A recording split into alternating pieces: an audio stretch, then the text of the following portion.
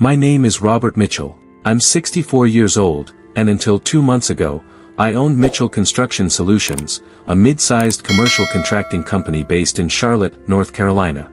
I'd spent 37 years building that business from the ground up, starting with just a pickup truck, a toolbox, and a willingness to work 16-hour days. By the time I was ready to start thinking about retirement, we had 42 employees, contracts with some of the biggest developers in the Carolinas, and annual revenue pushing $12 million. I had what most people would call a perfect life. My wife, Linda, passed away from cancer 8 years ago, and that nearly destroyed me. But I had my daughter, Emily. She was my entire world after Linda died. Emily was 32, sharp as a tack, with her mother's warm smile and my stubborn determination. She worked as a marketing director for a tech startup in Raleigh, making good money, living her best life. When she met Derek Callahan at some industry conference 3 years ago, I was happy for her. She seemed happy. That's all a father really wants, right? Derek was 35, good-looking in that polished, corporate way, expensive suits, perfect haircut, confident handshake. He worked in private equity, which I never fully understood, but it sounded impressive. He drove a BMW, talked about strategic acquisitions and value optimization, and had this way of making you feel like he was always the smartest guy in the room. I'll admit, I was impressed at first. He seemed ambitious, successful, like he could provide for my daughter in ways I'd always hoped someone would. They got married in May of 2023, a beautiful ceremony at the Omni Grove Park Inn in Asheville. I paid for most of it, nearly $80,000, but I didn't mind.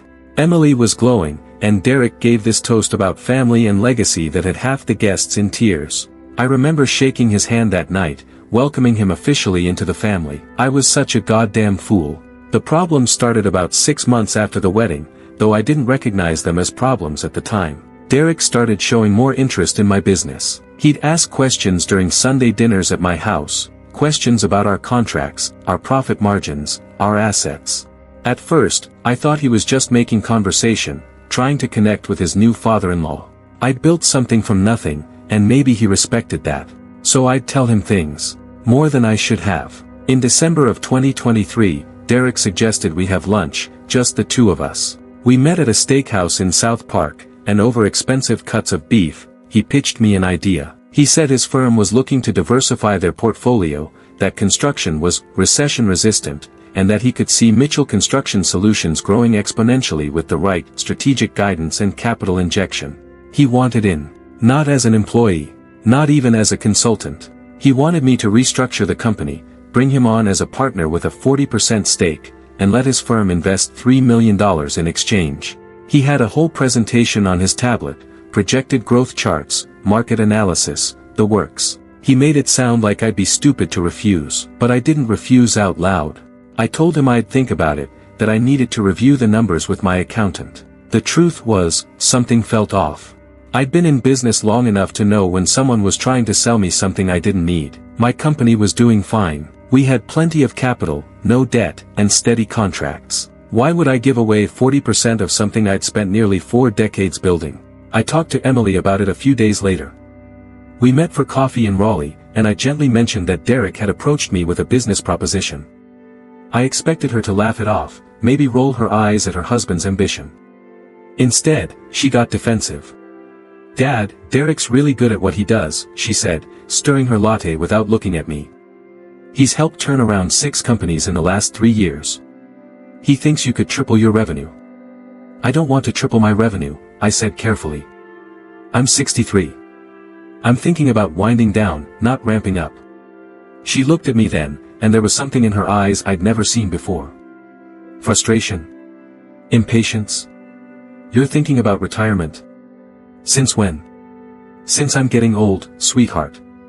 I've been doing this since before you were born. I'm tired." She set her cup down hard enough that coffee sloshed over the rim. "So what happens to the business? You just close it down. All those employees lose their jobs." That stung. I'd never do that.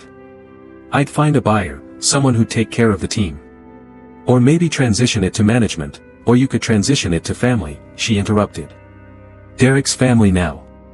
Why wouldn't you consider his offer?" We argued for another 20 minutes. It was our first real fight since she was a teenager. By the end, she was crying, saying I didn't trust her judgment, that I was being stubborn and old-fashioned. I left that coffee shop feeling sick to my stomach, but I held my ground.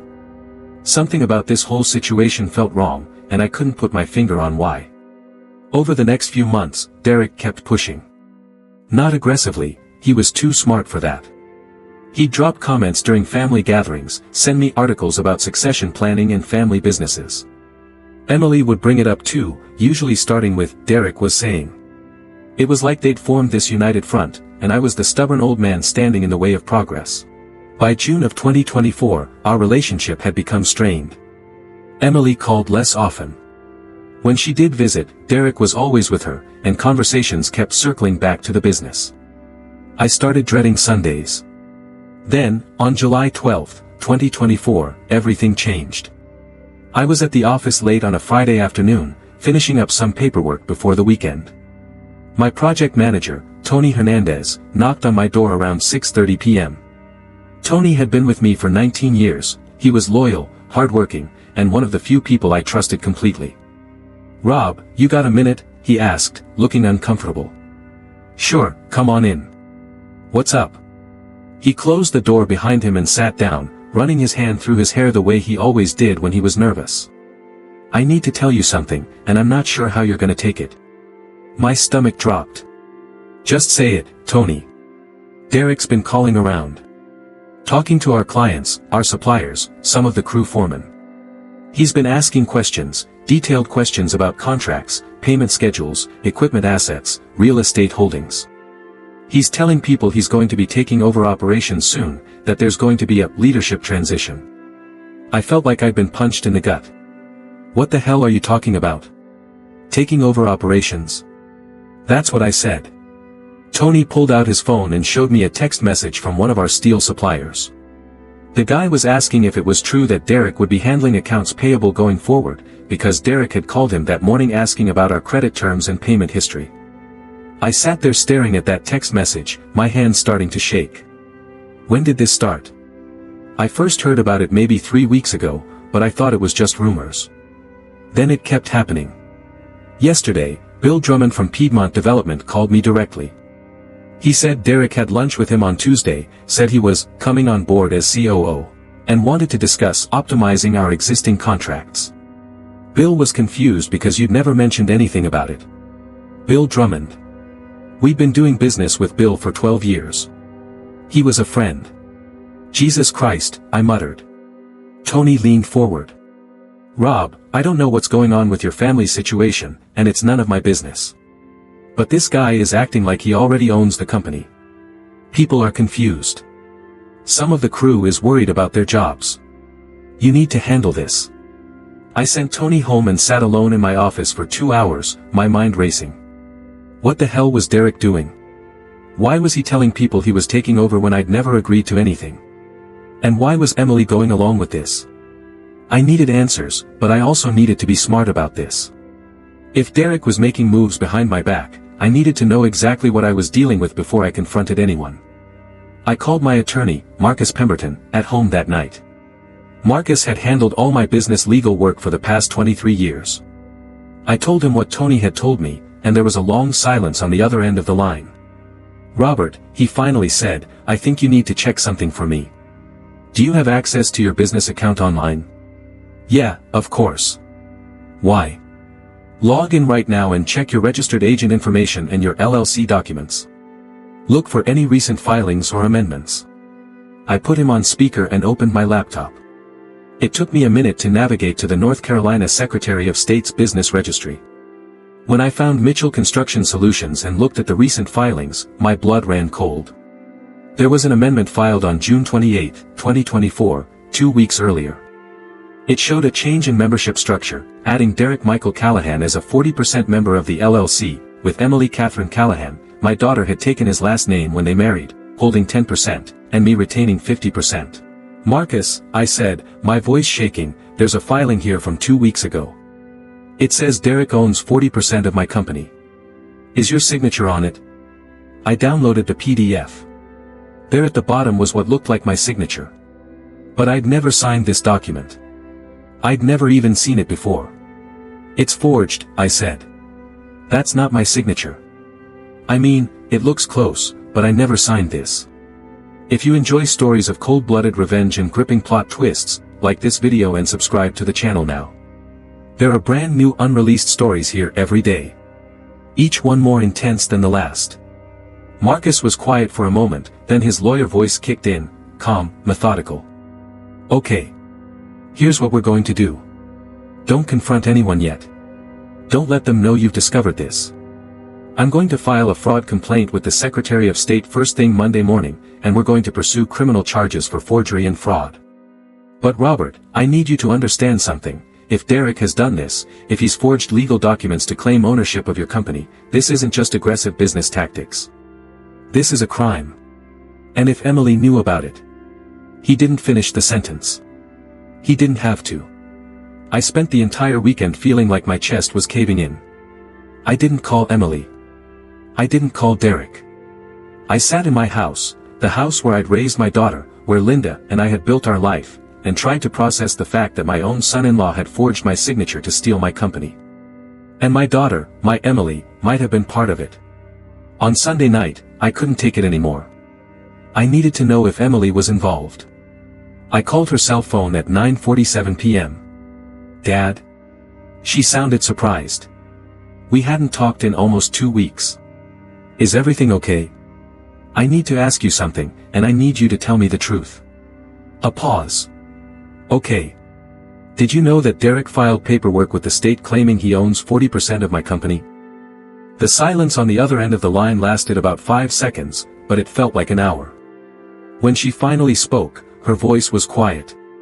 Dad, we were going to talk to you about that, So you did know. It's not what you think, Emily, someone forged my signature on legal documents. That's fraud. That's a felony. Tell me you weren't part of this. Nobody forged anything. Her voice rose, defensive. Derek has a document. You signed it at Christmas, Dad. Remember? We had those papers about updating your estate plan. My mind flashed back to Christmas 2023. We'd all been at my house, Emily, Derek, and Emily's Uncle James, my brother-in-law, and his wife. Derek had mentioned something about estate planning, said he'd been working with an attorney to help me set up a trust or something to minimize estate taxes. There had been a stack of papers. Those were estate planning documents, I said slowly. For a trust. Some of them were. But there were also corporate documents, Dad. Derek had his lawyer include them. It was about protecting the business, making sure it stayed in the family. You signed them. You didn't read them carefully. I couldn't breathe. You let me sign away my company without telling me what I was signing. We didn't think you'd understand the technicalities. Derek said it was just paperwork to formalize what we'd already discussed. We never discussed anything. I told Derek no. I told him I wasn't interested in making him a partner. You're being unreasonable. She was crying now. Derek's been working so hard on this. He's already lined up new contracts, new investors. He's going to take the company to the next level, and you're going to benefit from it. We all are. Why are you acting like this is some kind of betrayal? Derek's family. Emily, I said, my voice breaking, I built this company with my own hands. It's all I have left of the life your mother and I built together. And you helped him take it from me. Nobody took anything. You're overreacting. Just talk to Derek, please. He can explain everything. I hung up. I couldn't listen anymore. I didn't sleep that night. By Monday morning, I'd made my decision. If Derek wanted to play dirty, if he thought he could trick an old man into signing away his life's work, he was about to learn that I didn't build a multi-million-dollar construction company by being naive. Marcus came to my office at 8 a.m. sharp. We spent 3 hours going through everything: bank accounts, corporate documents, contracts, assets. The forged filing had been clever, I'll give Derek that. If it held up, he'd own 40% of an LLC worth approximately $8 million. He could force decisions, claim profits, potentially even push me out with Emily's 10% vote added to his. But here's the thing about LLC law in North Carolina that Derek apparently didn't understand as well as he thought: the filing itself doesn't create ownership. The operating agreement governs the actual membership structure, and our operating agreement had never been amended. Derek wasn't on our bank accounts. He had no actual authority in the company, regardless of what paperwork he'd filed with the state. Still, fighting this through the courts would take months, maybe years. It would cost hundreds of thousands in legal fees. It would destroy what was left of my relationship with my daughter. And there was no guarantee I'd win. Courts can be unpredictable, and if Derek had a document with something that looked like my signature, even if obtained through deception, it might be enough to complicate things.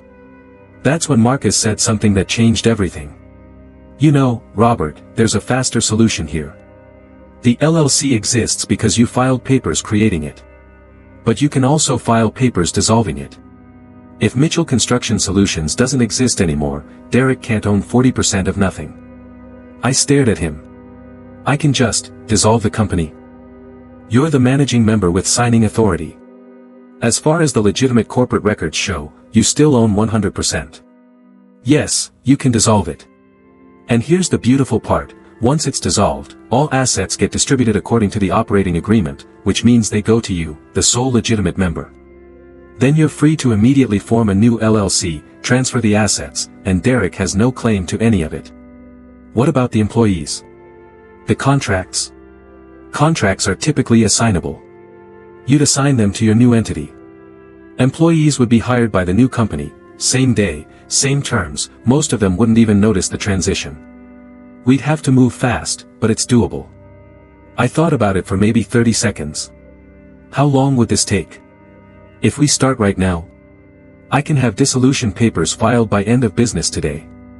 We form a new LLC tomorrow, transfer assets and contracts over the next 48 hours. By Thursday morning, Mitchell Construction Solutions no longer exists, and you're operating under a new entity that Derek has absolutely no claim to." "Do it," I said. Marcus got to work immediately. While he handled the legal filings, I made calls. I brought Tony into my office and explained the situation, not all the family drama, but enough that he understood we were going to do a corporate restructuring for legal reasons, and I needed his help making sure it was seamless. Tony didn't ask too many questions. "Whatever you need, boss. What's the new company name?" I thought about it. Linda had always called me stubborn. Said once I set my mind to something, nothing could stop me. "RLM Construction Group," I said. RLM, Robert Linda Mitchell. A fresh start, but carrying my wife's memory forward. We go live Thursday morning. For the next 48 hours, I barely slept. Marcus worked his magic on the legal side, filing dissolution papers for Mitchell Construction Solutions on Monday, July 15th at 4:42 p.m. By Tuesday morning, we'd formed RLM Construction Group LLC. Tuesday and Wednesday were a blur of paperwork, transferring equipment titles, assigning contracts, setting up new bank accounts, updating insurance policies. I told the management team Wednesday afternoon. Tony, our CFO Patricia Downs, our operations manager Kevin Wright, and our HR director Susan Cho. I explained that we were restructuring to protect the company from a hostile takeover attempt, and that everything would continue operating normally under a new name. They'd all get new business cards, new email addresses, and our clients would receive professional transition letters. Some of them asked if this had to do with Derek. Word had gotten around about his calls to suppliers and clients. I just said we were handling an internal matter and they shouldn't worry about it. By Wednesday night, July 17, 2024, Mitchell Construction Solutions LLC had been officially dissolved. It no longer existed. All assets, trucks, equipment, real estate, contracts, intellectual property, everything, had been legally transferred to RLM Construction Group LLC, of which I was the sole owner. Derek's fraudulent claim to 40% of Mitchell Construction Solutions was now a claim to 40% of absolutely nothing. I still hadn't heard from Emily or Derek. Emily had sent a few text messages Tuesday and Wednesday. "Dad, please call me, Dad, we need to talk, Dad, why are you doing this?" But I didn't respond. Derek had left me one voicemail on Tuesday. "Robert, this is Derek. I think there's been some confusion about the corporate structure. Let's meet and clear this up like adults. Call me back." I didn't call him back. Thursday morning, July 18th, I sent an email to all employees from my new RLM Construction Group email address. The subject line was, "Welcome to RLM Construction Group." The message was simple: explained the corporate restructuring, assured everyone their jobs were secure, introduced the new company name and branding. I thanked them for their loyalty and hard work, and promised that this change would only make us stronger.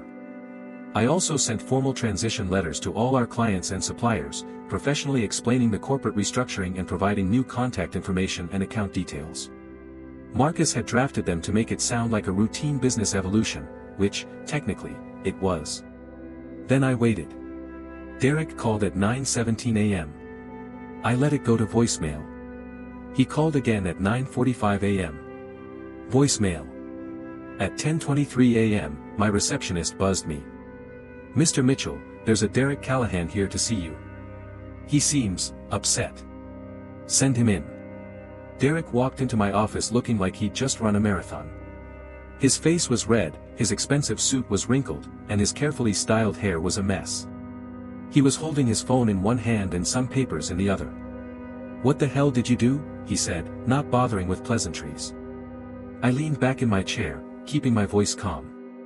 "I'm going to need you to be more specific, Derek. You dissolved the company. Mitchell Construction Solutions doesn't exist anymore." "That's correct. I dissolved it Monday afternoon. The state processed the filing Monday evening. As of Tuesday morning, Mitchell Construction Solutions LLC was officially terminated." His face went from red to purple. "You can't do that. I own 40% of that company." "No, you don't. You forged my signature on fraudulent documents claiming to own 40% of my company. There's a difference. I didn't forge anything. You signed those papers at Christmas. I signed estate planning documents that you deliberately misrepresented. You had me sign corporate papers without explaining what they were, mixed in with trust documents, knowing I wouldn't read every page carefully because I trusted you. You're a con artist, Derek. A common criminal." He slammed the papers down on my desk. "I have legal documentation. You can't just dissolve a company that has multiple members. I can when I'm the only legitimate member. Your fraudulent filing doesn't mean anything. Marcus has already submitted a complaint to the Secretary of State about the forgery, and we're considering criminal charges. You want to push this? We can push it. I'm sure your private equity firm would love to know that one of their employees is under investigation for fraud." The color drained from his face. "You're bluffing. Try me." We stared at each other for a long moment. I could see his mind working, trying to find an angle, a way to salvage this. Finally, he laughed, a bitter, angry sound. "You senile old bastard. You just destroyed your own company to spite me. Emily said you were stubborn, but this is insane. You threw away everything you built just to prove a point." "I didn't throw away anything. RLM Construction Group is operating just fine. All the same contracts, same employees, same equipment. The only difference is you have no claim to any of it." His jaw clenched. "Emily's going to be devastated. You know that, right? You just ruined your relationship with your own daughter over a business deal." That one hit hard, but I kept my face neutral. "Emily made her choice when she helped you try to steal from me. You both did. Now get out of my office. This isn't over." "Yes, Derek, it is. You have no claim, no standing, no grounds for anything. You're not family anymore. You're just a guy who tried to con the wrong old man. Now get the hell out before I call security." He stood there for another few seconds, breathing hard, then grabbed his papers and stormed out. I heard him yelling something at the receptionist on his way out, then the door slammed. I sat alone in my office, my hands shaking, and let out a breath I felt like I'd been holding for a week. But I wasn't done yet. That afternoon, I called Bill Drummond at Piedmont Development. Bill answered on the second ring. "Rob. I got your letter about the restructuring. Everything okay?" "Everything's fine, Bill. Actually, I'm calling about something else. You mentioned Derek had lunch with you last week." "Yeah, Tuesday. Listen, I hope I didn't cause any problems mentioning that to Tony. Derek said it was a surprise, that you hadn't announced his new role yet. Derek doesn't have a role in my company, Bill. He never did. He was making false representations to our clients, and I wanted you to hear it directly from me. Derek Callahan has no authority to discuss contracts, negotiate terms, or represent RLM Construction Group in any capacity. There was a pause. Oh, wow. Rob, I'm sorry, I had no idea, you couldn't have known. I'm just making sure all our partners understand the situation. Derek will not be contacting you or anyone else associated with my business going forward. Understood. Thanks for clearing that up. I made 6 more calls that afternoon, to every client and supplier Derek had contacted. I kept it professional, never bad-mouthing him directly, just making it crystal clear that Derek Callahan had no affiliation with my company and any representations he'd made were unauthorized. By the end of the day, Derek's reputation in the Charlotte construction and development community was effectively destroyed. Word travels fast in business circles, and by Friday morning, everyone who mattered knew that Derek had been caught trying to pull some kind of scam on a respected contractor. Emily called me Friday evening. I almost didn't answer, but something made me pick up. Dad. Her voice was thick with tears. Why are you doing this to us? I'm not doing anything to you, Emily. I'm protecting myself from someone who tried to steal my company. Derek didn't try to steal anything. He was trying to help. He had investors lined up, plans for expansion. This could have been amazing for all of us. Emily, he forged my signature. He lied to our clients. He tried to trick me into signing away my life's work. How can you defend that? Because he's my husband. Because I love him.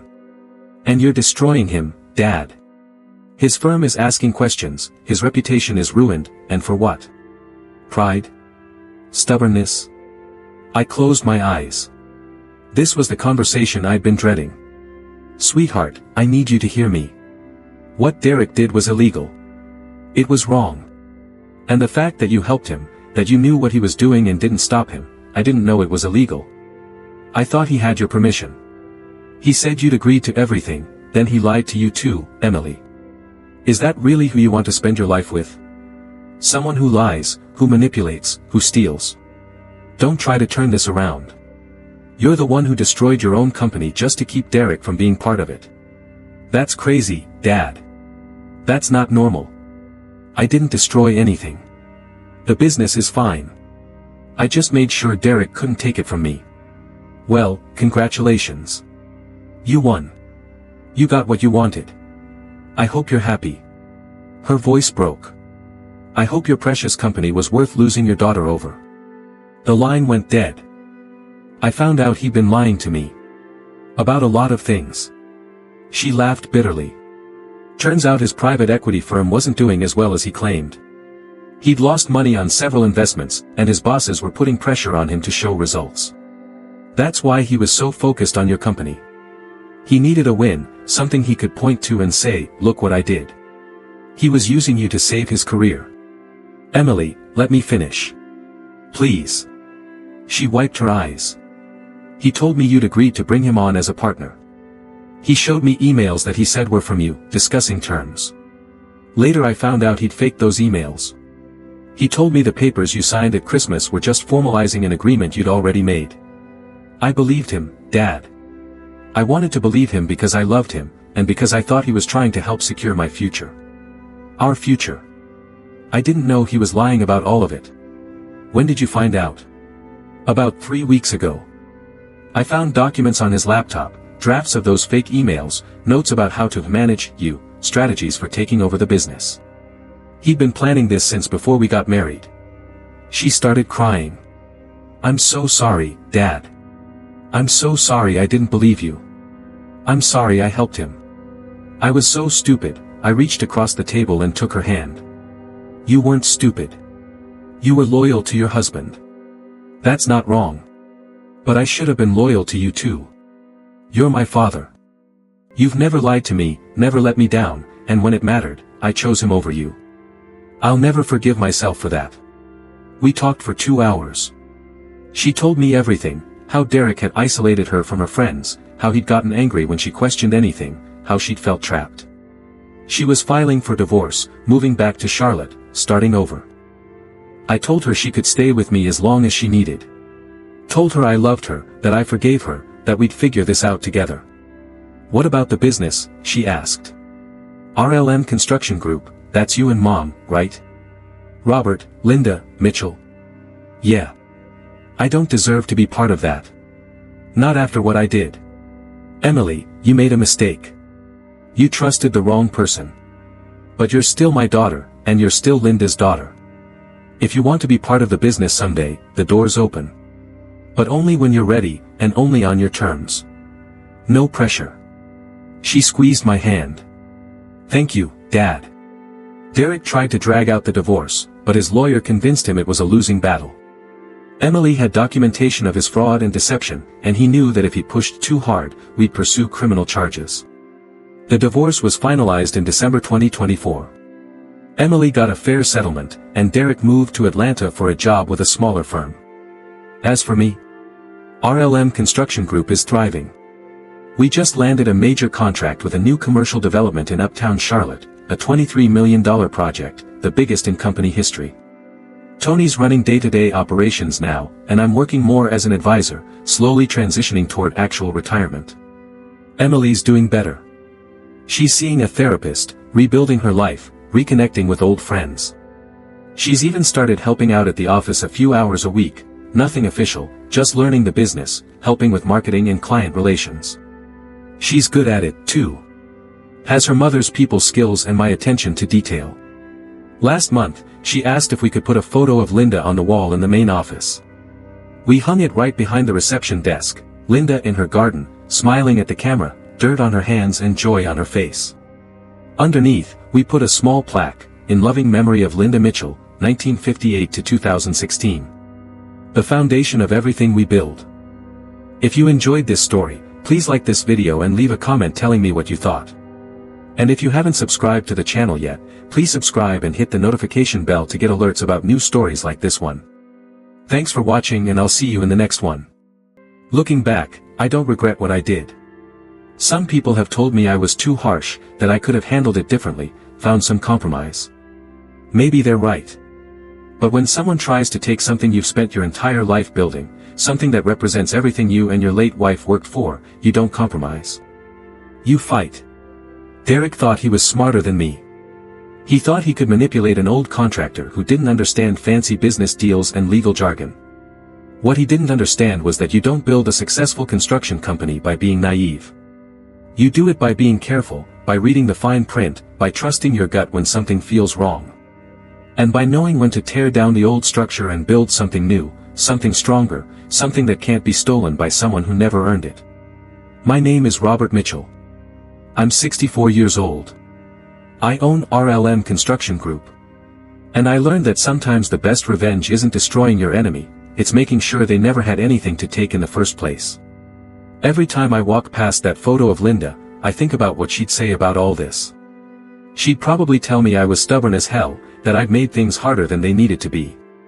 Then she'd smile and squeeze my hand and tell me she was proud of me for not backing down. That's all any of us really want, isn't it? To protect what we've built, to stand up for what's right, and to know that the people we love would be proud of the choices we made. I got my company back. I got my daughter back. And Derek got exactly what he deserved, nothing at all except a reputation as someone who tried to con a 64-year-old widower out of his life's work and got beaten by someone who was smarter, faster, and more determined than he ever expected. Sometimes the good guys win. Sometimes the underdog gets to walk away with their head held high. This was one of those times, and I'll carry that with me for whatever years I have left.